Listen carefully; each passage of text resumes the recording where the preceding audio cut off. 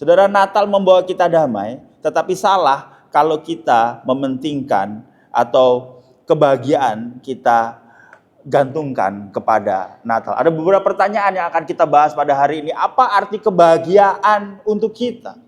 Bagaimana kita menemukan kebahagiaan itu? Apa artinya buat kita kebahagiaan itu?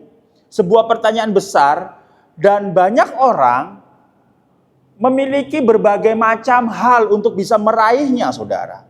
Semisal, saudara, bagaimana menemukannya? Kita sudah belajar bulan lalu di Oktober dan November mengenai berhala hati. Kita bisa menemukan dari pengakuan yang orang berikan. Kita bisa menemukan dari kuasa yang kita dapat, kenyamanan dan kontrol kita. Kalau saya diakui kalau saya punya kuasa, hal ini akan membuat saya bahagia. Atau kenyamanan kita. Selama saya tidak diganggu, selama saya bisa sendiri di kamar, selama nggak ada yang hubungin saya, selama me time saya nggak dihubungin, maka saya bahagia. Bahagia kalau semua orang nurut sama saya. Nah, hari ini kita akan belajar dari seorang wanita yang luar biasa, yang menemukan kebahagiaannya yang sejati dan kekal, melebihi yang tubuh fana inginkan. Kebahagiaan tubuh fana itu kalau misalnya ada yang HP-nya rusak dapat HP baru. Tapi fana, saudara. Coba 3, 4, 5 bulan gitu ya. Udah diuncal-uncal saudara, di kasur dulu, nguncal-nguncal. Coba kalau baru, waduh baru gitu, habis telepon kena kuping sedikit dilapin gitu ya. Baru, saudara. Tapi akan fana. Kenapa fana? Setelah beberapa tahun minta ganti lagi pasti. Gitu ya. Oh, saya nggak HP. Ya yang lain, saudara. Nah, kita akan belajar dari seorang Maria, saudara. Pertanyaannya, siapa Maria? Maria adalah 2000 tahun silam. Maria menjawab ya pada rencana Allah untuk menerima firman itu. Makanya, saudara, saya suka aneh kalau ada agama teman kita yang menganggap utusannya itu setara dengan Yesus. Enggak, saudara.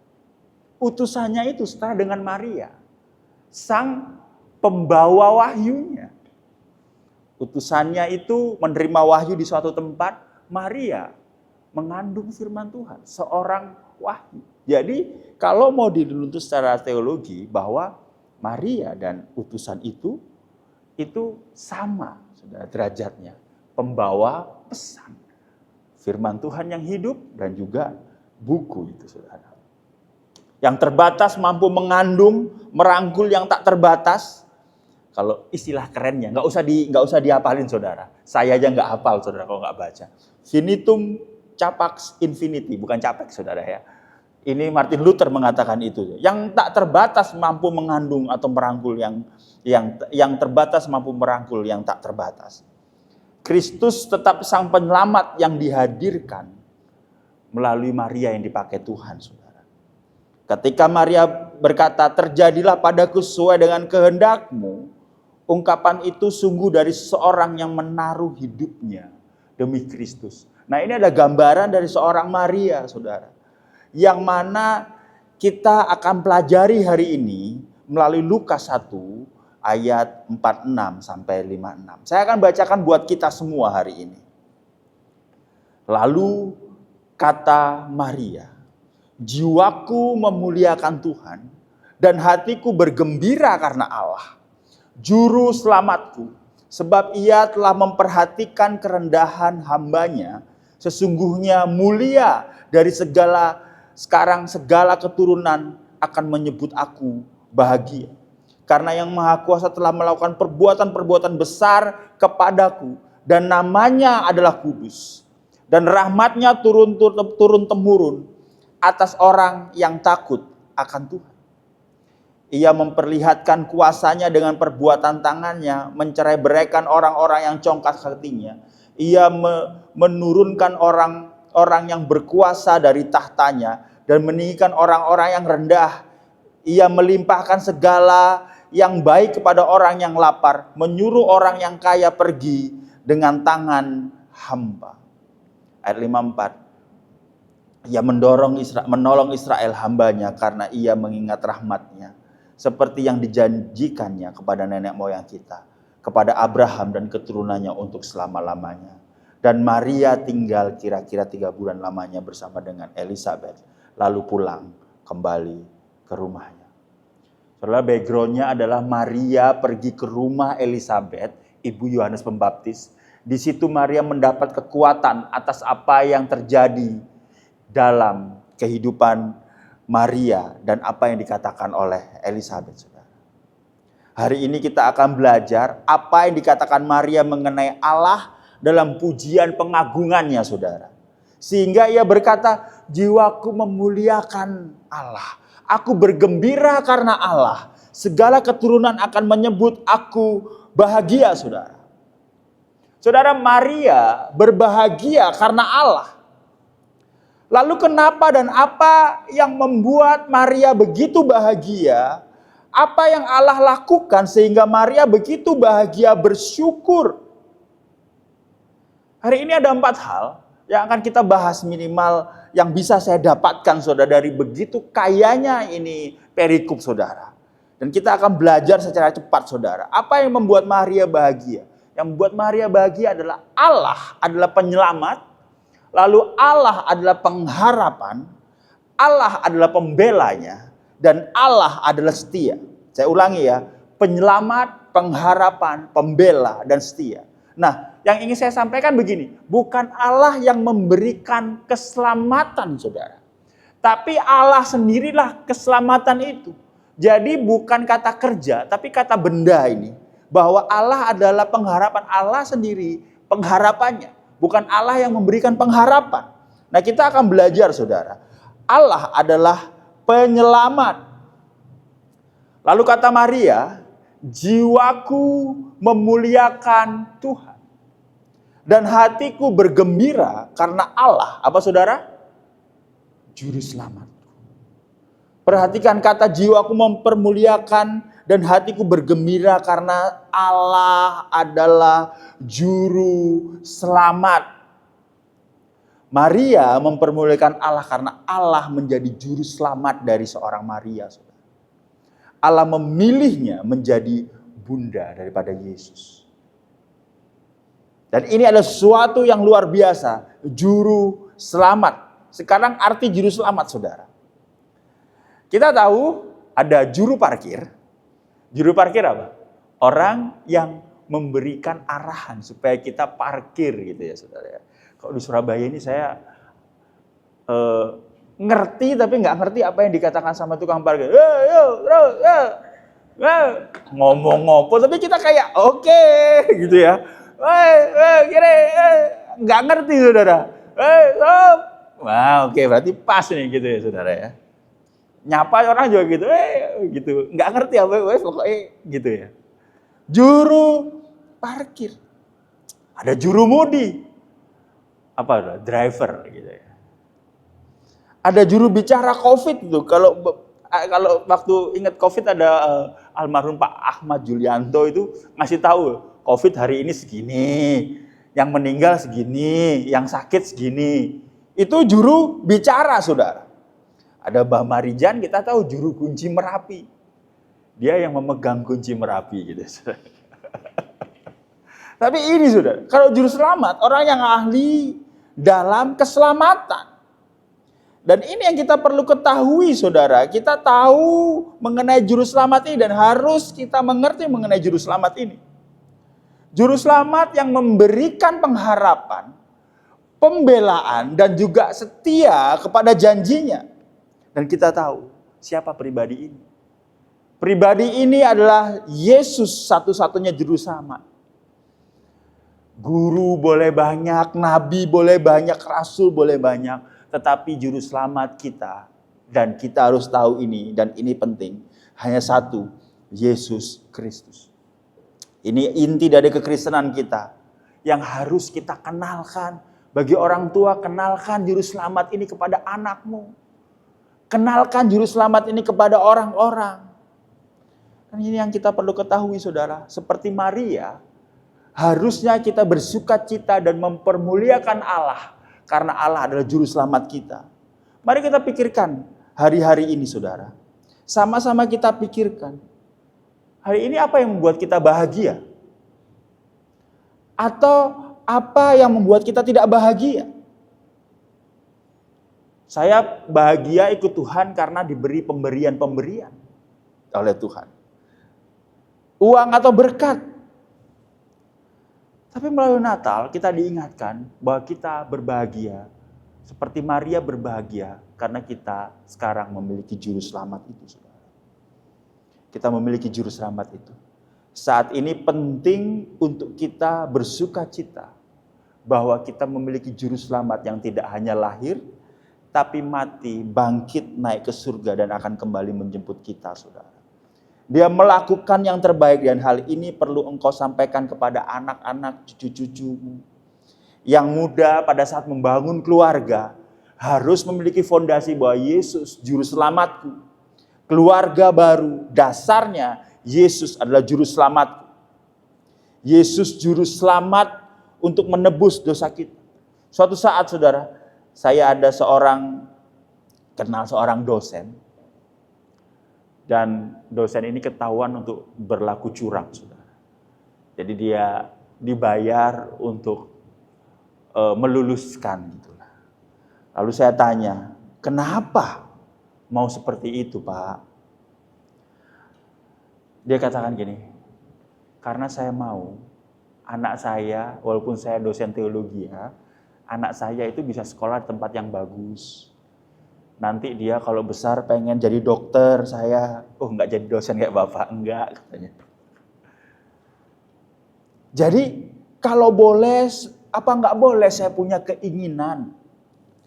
Saudara boleh, tapi apakah hal-hal itu perlu membuat kita mengalihkan fokus kita bahwa kita punya juru selamat?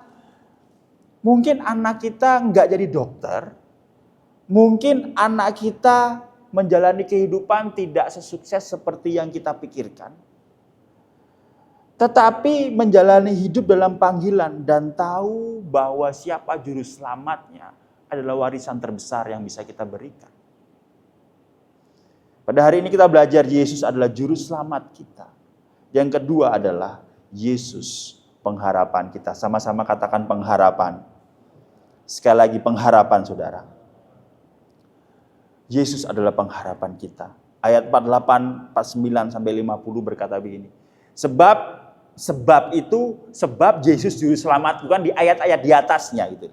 Sebab ia telah memperhatikan kerendahan hambanya, sesungguhnya mulia dari sekarang segala keturunan dan akan menyebut aku berbahagia. Saudara, yang saya kasih tanda hijau itu hanya dimiliki oleh Maria.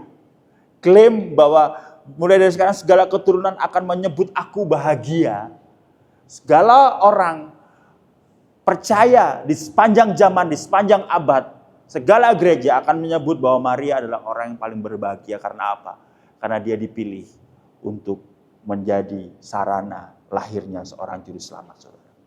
Karena yang Maha Kuasa telah melakukan perbuatan-perbuatan besar kepadaku, namanya adalah kudus, dan rahmatnya turun-temurun atas orang-orang yang takut akan dia, saudara. Perhatikan bahwa kata ia telah memperhatikan kerendahan hambanya. Tapi sebelumnya saudara, sebelum jauh kita melangkah, saya akan membagikan hal yang menjadi fondasi bahwa Allah yang juru selamat itu bisa disebut bahwa Allah adalah pengharapan saudara. Dari mana?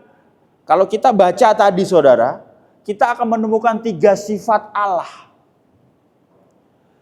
Sang juru selamat yang menjadi dasar bahwa Allah adalah pengharapan kita. Apa? Allah yang maha kuasa.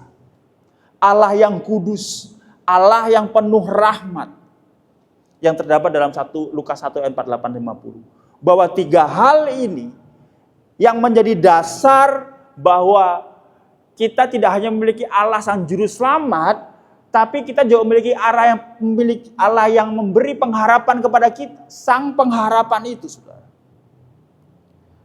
Allah Maha Kuasa, Allah yang kudus, Allah yang penuh rahmat. Tetapi kita tadi baca di atasnya bahwa Maria dikatakan dia itu rendah diri, saudara. Sebab ia telah memperhatikan kerendahan hamba-Mu. Loh, gimana sih? Kok rendah padahal engkau berkata bahwa Allah punya pengharapan karena Allah Maha Kuasa, Allah yang kudus dan penuh rahmat. Karena dia merefer kepada keadaannya dia dan Israel pada saat itu. Bangsa Israel menjadi bangsa rendah dan bangsa jajahan. Dijajah oleh bangsa Roma dan bangsa Yunani. Bangsa pilihan Allah. Orang-orang pilihan Allah.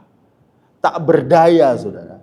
Makanya penting untuk kita sadar bahwa Maria melihat posisi rendahnya Israel dan dirinya karena jajahan. Tetapi kali ini dia melihat pengharapan Allah yang Maha Kuasa, Maha Kudus itu dan penuh rahmat, saudara. Makanya penting untuk kita belajar dan simpulkan dari ayat-ayat tadi bawah ini, bahwa Allah menjadi pengharapan bagi orang-orang yang rendah dan tak berdaya di mata orang. Allah menjadi pengharapan bagi orang-orang yang rendah dan tak pengharapan di mata orang. Allah ada pengharapan bagi kita yang merasa direndahkan untuk mendapatkan harapan dan kedamaian. R.C. Sproul berkata begini, direndahkan adalah saat engkau dianggap rendah, tidak berharga, bahkan dianggap gak ada, saudara. Jadi kalau ada seorang tukang bersih-bersih gitu ya, di sinetron FTV gitu, bersih-bersih, lalu dia melihat ada seorang wanita, lalu si tukang bersih-bersih berkata, selamat pagi, lalu si wanita tidak menoleh, bahkan berusaha untuk membuang muka. Nah itu, saudara. Itu makna dari direndahkan atau dianggap tidak ada. Tapi apakah sampai di situ? Allah juru selamat kita, Allah pengharapan kita. Enggak, saudara. Apapun keadaan kita, kita memiliki Allah yang adalah pengharapan kita. Mungkin kita direndahkan, mungkin kita merasa ketinggalan daripada orang-orang sebaya kita yang itu udah bisa beli ini di posisi ini. Tetapi waktu Tuhan adalah sebuah misteri, saudara. Tapi satu hal yang pasti, apapun keadaan kita, Allah adalah harapan kita. Selalu ada harapan di dalam Tuhan. Lalu pertanyaan, mengapa Allah sumber pengharapan kita? Karena tadi, dia melakukan hal-hal besar karena dia yang kudus dan karena penuh rahmat bagi yang takut akan Tuhan. Jadi pada saat kita berkata Allah pengharapan kita ada dalam posisi kita berharap kepada pribadi yang tepat, yang maha kudus, maha besar, dan penuh rahmat, saudara. Pada hari ini, seperti Maria yang berbahagia dan meninggikan Tuhan karena Allah pengharapan bagi dia yang direndahkan. Hari ini, gereja Tuhan mengajak kita harus bersukacita dan meninggikan Allah. Karena memiliki Allah yang memberikan pengharapan sejati dalam kehidupan kita. Pertanyaannya, selama ini pengharapan kita taruh di mana, saudara? Di uangkah? Aku tuh kalau banyak uang, teman saya bilang, aku kalau banyak uang itu ada bahasa Jermannya, saudara. Diajeni uang. Aku tuh dihargai orang. Apakah pencapaian kita menjadi pengharapan kita, posisi kita, keluarga kita, pelayanan kita? Atau cara pikir kita menjadi pengharapan kita?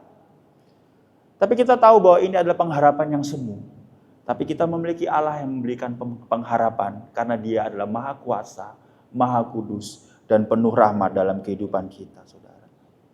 Hari ini kita mau datang kepada Tuhan. Kita menemukan pengharapan sejati itu. Apa pengharapan sejati itu? Ada dua, saudara. Pengharapan sejati itu adalah kita yang rendah karena dosa dan kejahatan. Tapi Tuhan beri harapan baru melalui kuasanya, kekudusannya, dan rahmatnya. Menjadi ciptaan baru sehingga kita bisa hidup takut akan Tuhan. Ini adalah pengharapan kita. Melalui Yesus yang lahir, mati, dan bangkit untuk kita. Apakah pengharapan sejati itu? Pengharapan sejati adalah karena kuasa, kekudusan, dan rahmatnya yang sempurna melalui pengorbanan Yesus. Maka walau kita direndahkan oleh manusia dan oleh dunia, Tapi kita tahu kita berharga dan mulia di hadapan Bapa kita di surga, saudara. Sebagai seorang hamba Tuhan, merupakan sebuah godaan terbesar. Kemana saya taruh pengharapan saya? Jumlah jemaat yang banyak, jumlah gereja yang banyak, atau ada teman saya, dia seneng banget dan bangga banget dia punya jam yang mahal. Wah, ini jam mahal nih, jadi kalau nyetir mobil itu dia setir gini, mobilnya satu, pakai story gini, saudara. Saat dikasih dari samping gini, saudara. Jamnya dulu, baru ke jalan gitu. Apapun itu, saudara. Jadi jamnya dulu, baru ke arah berikutnya. Oh, dia mau Pastor Stephen mau nge-story, jamnya dulu, saudara. Baru Pastor Stephen. Pengharapan kita apa, saudara? Makanya hari-hari ini kita harus sadar bahwa Allah adalah penyelamat kita, Allah adalah pengharapan kita. Yang ketiga, Allah adalah pembela kita. Sama-sama katakan pembela, saudara. Allah pembela kita. Bukan Allah memberi pembelaan, tetapi Dia memberikan dirinya untuk menjadi pembela. 51 sampai 53 dikatakan begini. Ia memperlihatkan kuasanya dengan perbuatan tangannya. Maria berkata begini. Ia memperlihatkan kuasanya dengan perbuatan tangannya dan mencerai-beraikan orang-orang yang congkak hatinya. Ia menurunkan orang-orang yang berkuasa dari tahtanya dan meninggikan orang-orang yang rendah. Ia melimpahkan segala kebaikan pada orang-orang yang lapar dan menyuruh orang yang kaya pergi dengan tangan hampa. Perhatikan pembelaannya bagi orang yang tertindas, bagi orang yang rendah. Allah adalah pembela, ditunjukkan kepada orang-orang yang rendah hati, rendah diri dan yang lapar, saudara. Adalah orang-orang yang perlu ditolong pada hari ini. Saat Maria mengandung Yesus, Maria melihat melalui Yesus yang dia kandung, melihat cahaya pembelaan Allah untuk Israel dan untuk dirinya, saudara. Orang-orang yang perlu ditolong. Maria sadar itu. Sehingga apa yang Maria lakukan, seperti di Lukas tadi yang kita baca. Maria datang kepada Tuhan. Dia berdoa. Bahkan kadang dia mengadu kepada Tuhan. Dia memuji Tuhan. Dan menyaksikan perbuatan nama Tuhan. Dikatakan maka hatimu akan mendapatkan sukacita dan damai sejahtera pada saat kita melakukan ini seperti Maria yang lakukan.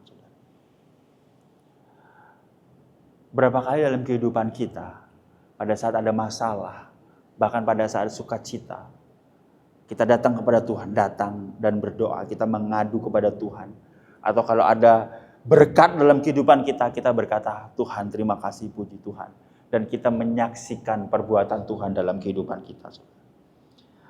Tapi ini saudara, kadangkala kita mengadu kepada Tuhan, tapi kita merasa kita yang benar. Sebagai orang Kristen, kita tidak boleh mengadu kepada Tuhan seakan-akan saya yang paling disakiti. Seringkali kita meminta pembelaan Tuhan, berpikir dan merenung tanpa berpikir dan merenungkan siapa yang salah dan siapa korban dalam keadaan ini. Apa iya saya yang paling benar atau di pihak yang benar? Dengan cara apa? Berpikir jernih dan memperbarui dalam pembaruan Kristus. Seringkali begini, saudara. Kita memposisikan diri seperti Maria yang berdoa, mengadu kepada Tuhan. Tapi tanpa introspeksi. Kenapa ya orang marah sama saya? Kenapa saya dijadikan korban? Kenapa orang itu menyakiti saya? Sebelum minta pembelaan Tuhan, apakah benar saya korbannya? Bisa kita tanyakan kepada orang netral, saya ini gimana orangnya? Jangan-jangan orang yang menyakiti kita yang benar. Tapi begini saudara, pada saat kita berbicara mengenai apakah saya berhak Tuhan bela, Mari kita jawab pertanyaan ini, saudara. Apakah Israel layak dibela oleh Allah? Apakah kita patut dibela oleh Allah? Mengapa Yesus harus turun ke dunia? Layakkah, pantaskah? Saudara, kita dan Israel sama-sama tidak layak dibela oleh Tuhan. Kita mendukakan hati Tuhan. Kita munafik, menuruti hawa nafsu dunia, tidak anggap Tuhan penting, berharap pada manusia. Kita tidak berharap pada Tuhan, kita berharap kepada manusia. Kita tidak layak dibela, tetapi sebenarnya kita layak dihukum dan mendapatkan murka Allah. Kita begitu nafsu terhadap dunia, begitu munafiknya kita. Tapi ini saudara, tapi kita tahu kita punya Allah yang membela kita. Maria bersukacita atas pembelaan Israel melalui Yesus. Walaupun sebenarnya Israel tidak layak menerimanya. Saudara. Maka kita juga harus mengerti dan berbahagia. Karena meskipun kita tidak layak menerima pembelaan Allah seperti Israel tidak layak menerima pembelaan Allah. Allah karena siapa dirinya mau mengampuni dan mengasihi manusia melalui pengorbanannya Yesus. Bahwa pengharapan kita, bahwa apa yang kita dapatkan tidak layak kita dapatkan karena sebenarnya kita tidak layak dapatkan. Tetapi karena karena Allah pembela, Allah juru selamat, bukan karena kita. Sehingga dia mau turun ke dunia untuk menyelamatkan kita. Jadi bukan karena aku cinta banget mengasihi Mas Yusuf di sini, enggak. Sehingga aku menyelamatkan Mas Yusuf, enggak. Aku ada menyelamatkan Mas Yusuf karena aku Allah itu. Karena aku ingin orang mempermuliakan namaku. Sama seperti seorang ayah. Seorang ayah ingin anaknya tahu bahwa dia adalah Allah yang baik, tahu bahwa dia adalah ayahnya ingin anaknya tahu bahwa dia adalah ayah yang baik, ayah yang bertanggung jawab. Sehingga dia mengasihi anaknya. Dia mengasihi anaknya karena dia adalah ayahnya. Dia enggak mengasihi anak-anak yang lain, anak-anak tetangga gitu ya. Dikasihi semua, enggak. Karena saya seorang ayah, maka saya mengasihi anak saya. Saudara, pada hari ini kita mau tahu saudara, bahwa Allah itu mengasihi kita bukan performance kita, tetapi karena dia adalah Allah.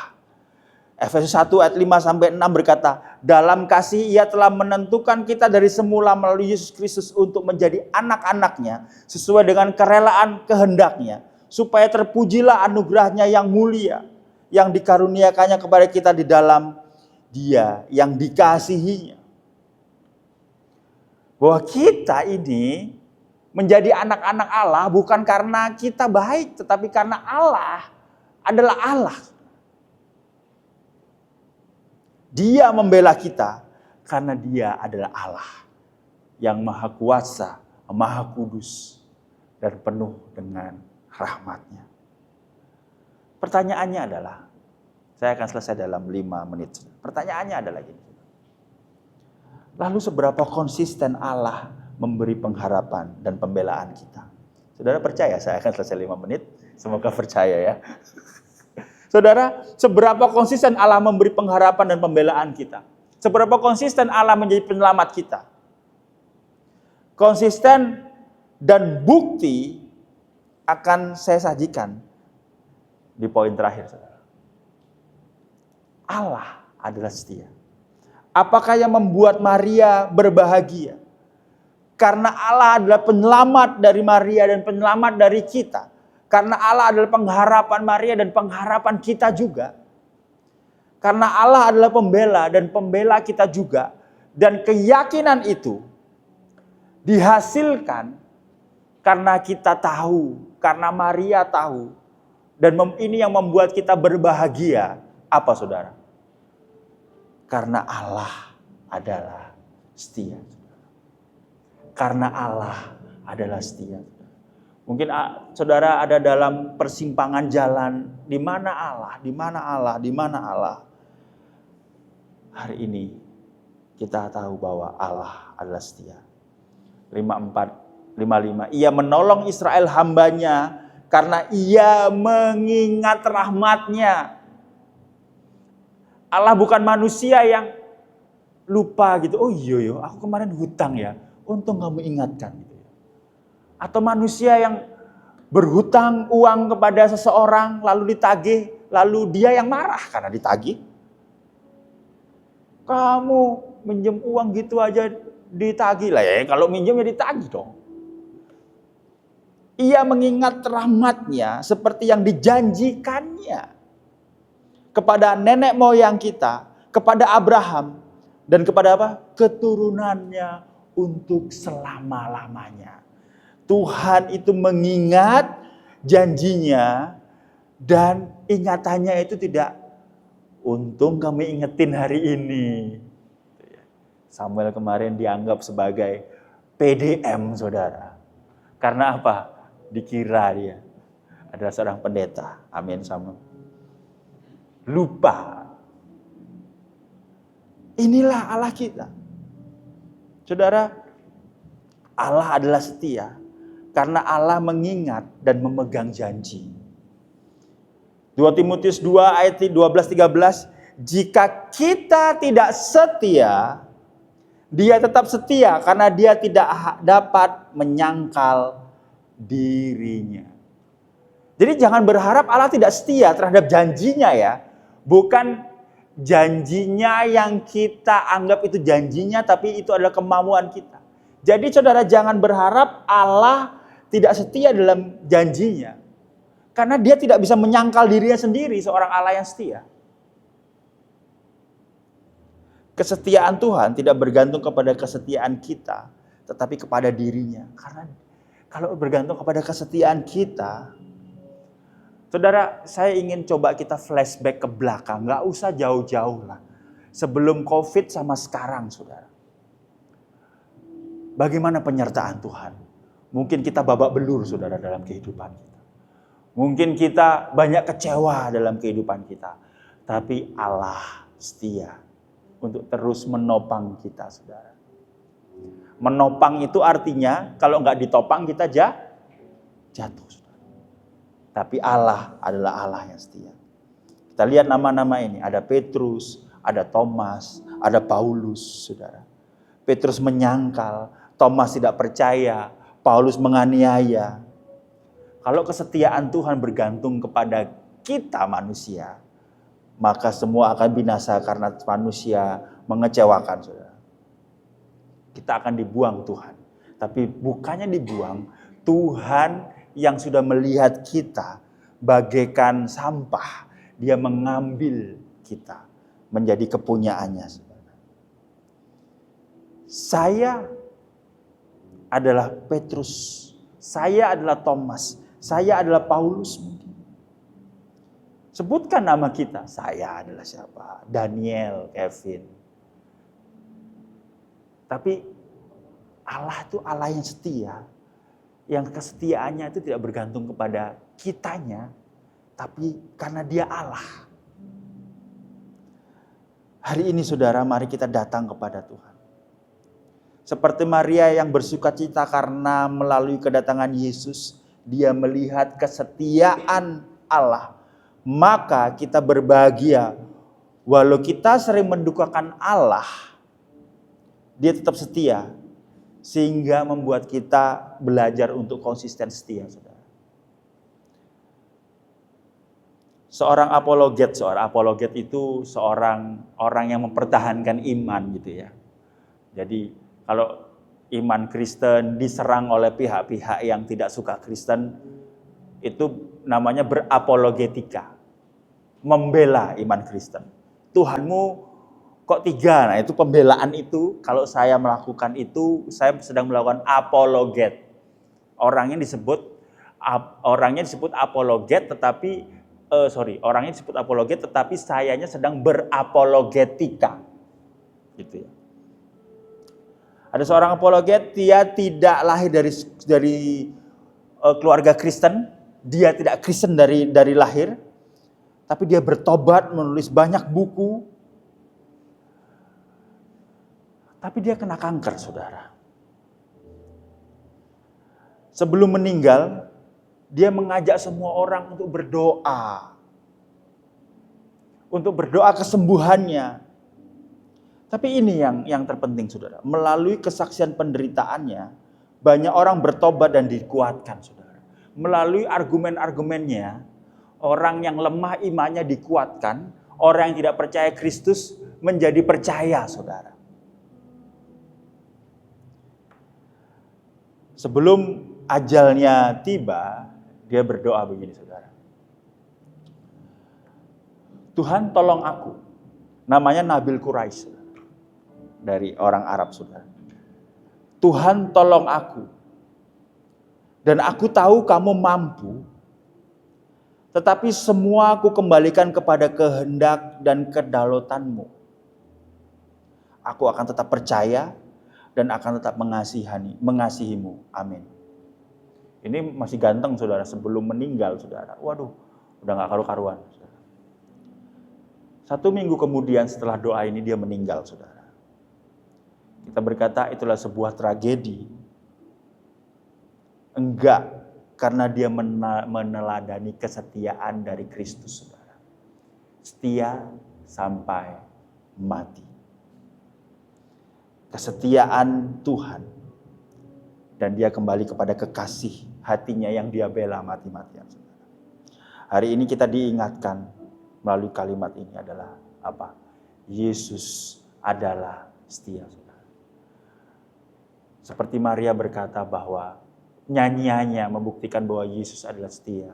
Bahwa dia ingat kepada janjinya. Dia ingat kepada apa yang dikatakan, saudara. Dalam kehidupan ini mungkin akan ada tantangan kehidupan. Mungkin merasa Tuhan jauh, merasa Tuhan tidak menolong. Tetapi firman Tuhan hari ini mengingatkan kita kepada kalimat ini. Yesus adalah setia. Istri saya sudah tidak bisa diharapkan, anak saya sudah tidak bisa diharapkan, saya nggak tahu harus bagaimana. Tetapi kalimat ini harus engkau pegang. Yesus adalah setia. Mungkin kehidupan saya sudah nggak jelas, bulan depan saya nggak tahu mau gimana. Yesus adalah setia. Oleh sebab itu mari kita setia mengiring Yesus. Banyak halangan dan rintangan, tapi kita yang merasakan Yesus yang setia harus tetap setia sama seperti Yesus adalah setia, saudara. Hari ini kita belajar 4 hal mengenai kebahagiaan yang diterima oleh Maria. Saudara, Maria begitu mengucapkan ini tuh bukan bahagia dalam arti wah enak hidupnya, wah dia dikucilkan karena dikira hamil di luar nikah. Dia harus lari sama Yusuf ke Mesir karena bayi Yesus akan dibunuh, saudara. Tetapi dia berbahagia karena Allah adalah penyelamat, Allah adalah pengharapan, Allah adalah pembela, dan Allah adalah setia. Mari kita bangkit berdiri, saudara. Ada sebuah pertanyaan yang harus kita renungkan. Apa arti bahagiamu? Apa arti bahagiamu? Seperti hari ini, Maria, apakah engkau bersyukur dan berbahagia karena Yesus turun ke dunia menjadi juru selamat? Ini Natal tanggal 24, saudara, tanggal 31, saya tahu pribadi-pribadi sini banyak Natal, saudara. Ada Natal ini, saya nanti sore juga Natal, saudara, tanggal 13 Natal sampai tanggal 25, saudara, pelayanan. Tapi, apakah aku bersyukur dan berbahagia karena Yesus itu turun ke dunia menjadi selamatmu? Bukan karena Natalnya diundang, saudara. Yesus telah menyatakan kesetiaannya. Apakah Anda mau melihat itu sebagai fondasi untuk Anda setia kepadanya? Melebihi hal-hal fana yang ada di dunia ini. Mari kita sejenak merenungkan 3 pertanyaan ini, saudara. Kita datang kepada Tuhan. Tuhan, kami bersyukur Tuhan. Firman Tuhan hari ini disampaikan.